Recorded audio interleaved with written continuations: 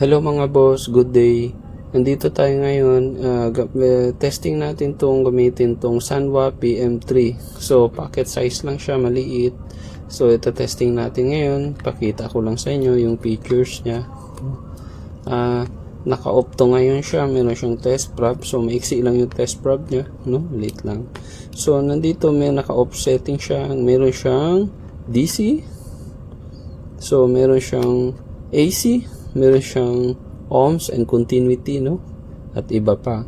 So meron din siya ditong select, meron relative, data hold, and hertz duty. So ngayon ito testing natin. So subukan natin sa 220 volts, no? Meron tayong outlet na 220 volts. So ito testing natin siya kung gagana.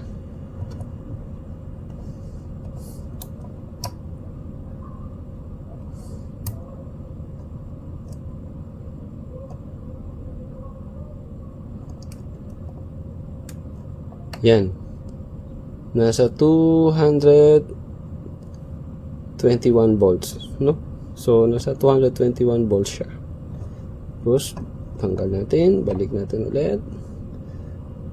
So, 221 pa rin, no? So, pwede din natin ito mga boss.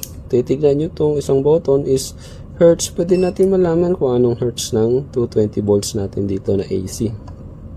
Yan natin. So, naglalaro siya ng 60, 59, 60, 59, 60, 59. So, at least nandun pa rin siya sa 60 Hz. So, 221 volts, 60 Hz. So, yun lang mga boss. Salamat. Thank you for watching.